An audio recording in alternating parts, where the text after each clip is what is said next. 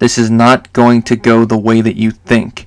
That line perfectly summarizes The Last Jedi. Written and directed by Rian Johnson, The Last Jedi is the second entry in the sequel trilogy and Disney's third outing in the Star Wars series. Picking up where Awakens left off, the Resistance flees before the full might of the First Order, suffering heavy casualties along the way.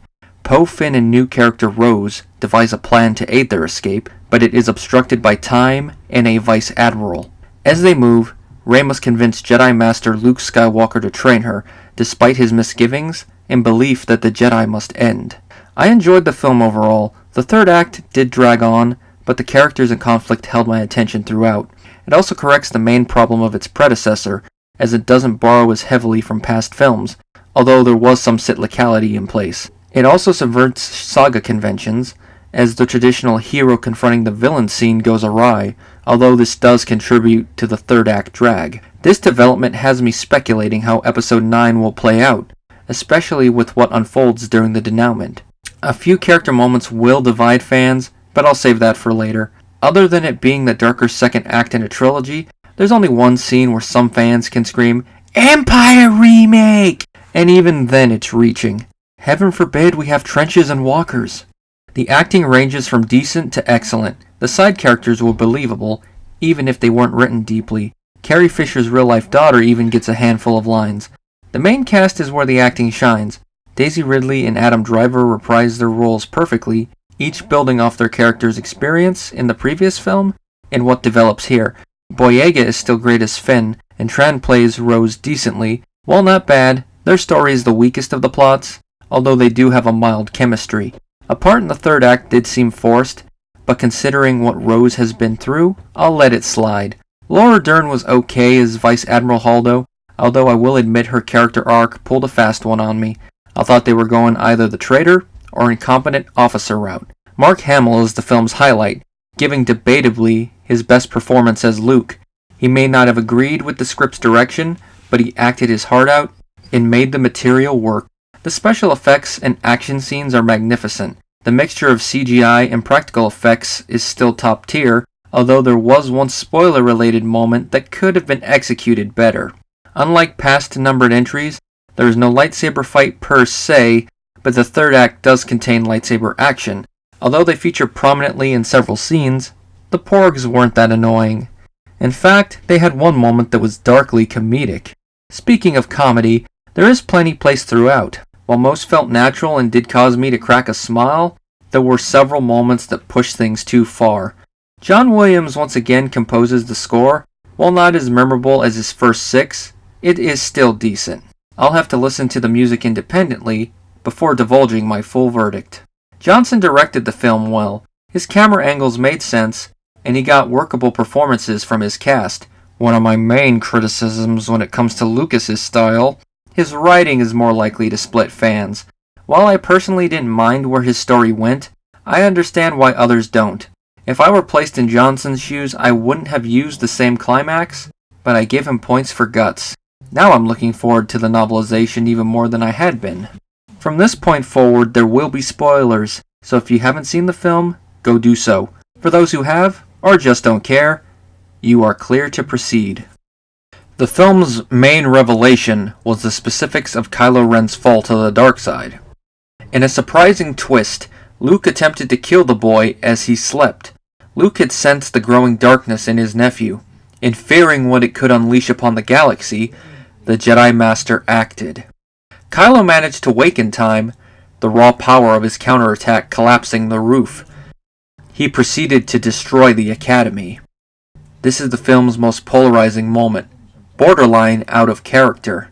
As a lifelong fan, I understand perfectly why some fans won't enjoy this plot development.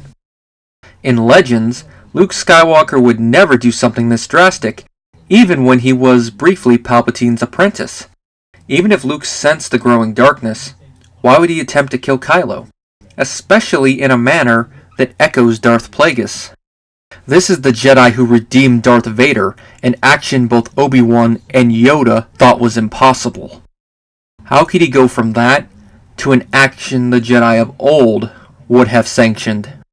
Based on how the narrative unfolds, I have a theory. Luke was deceived by the dark side. just as his predecessors were during the Clone Wars. Snoke manipulated Luke at the same time he manipulated Kylo, stirring power in one and paranoia in the other. Luke's paranoia eventually overcame his rational mind, and he moved to act, igniting his green blade as Kylo slept. He hesitated, the light side speaking to him, pulling at Luke's attachment. Just as sentiment had saved Luke from Palpatine, it in turn saved Kylo from Luke, but it also damned them both. Ben awoke to find his uncle standing over him, weapon ignited. Confusion turned to fear, and fear to anger, and he lashed out.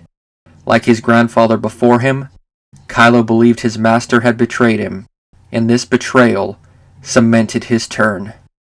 Many have said that the only thing worth writing about is the human heart in conflict with itself. While drastic, it is a sentiment I agree with, to a point. Luke's arc is conflict and regret. The action he thought would save the galaxy from darkness is what helped bring about its rise. This is why Luke went into exile, cutting himself off from his friends and the Force itself. While I don't wish to spoil everything, by the film's climax Luke puts the past behind him and forgives himself, although it does involve a deus ex machina. By now, it's no secret he dies in the end, and as of this review I'm still not entirely sure how I feel about that, although I do understand why they went there. Hopefully he comes back as a Force ghost in Episode 9.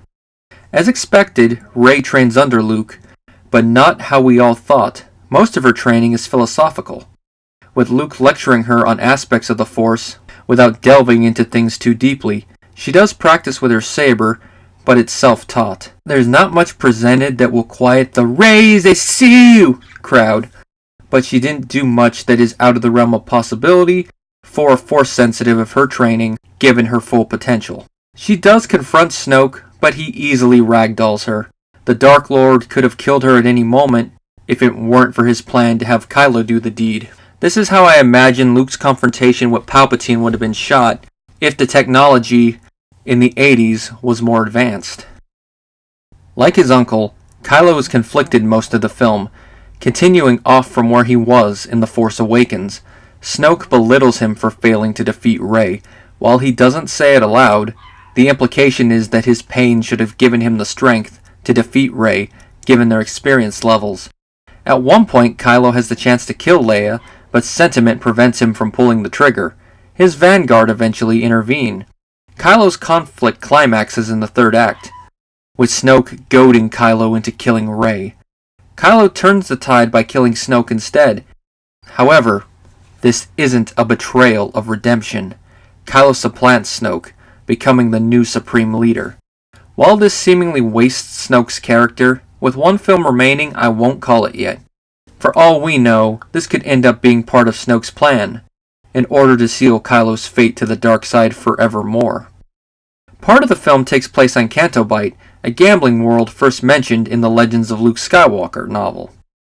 Some of the world's patrons are war profiteers, selling weapons to both the First Order and the Resistance. Like Luke's arc, this adds a shade of gray morality to the film, showing that some people don't care about right and wrong as long as they can turn a profit. Not the gray I was expecting, but I'll take it. Leia finally gets to use the Force actively, but the context is polarizing. The General is blasted into space during an attack and wills herself back towards an airlock. While extreme, given Leia's Force potential is equal to her father and brother, it's not that far-fetched, especially if she gave herself fully over to the Force. Besides, it's not like she walked it off like a paper cut. She was in a coma for most of the film. Plus, it's not the first time a character in Star Wars has survived the coldness of space. Galen Merrick, anyone? While polarizing, The Last Jedi is a well-made film, building off and exceeding its predecessor. While not the same level as Empire, it easily matches Return and Revenge as a whole.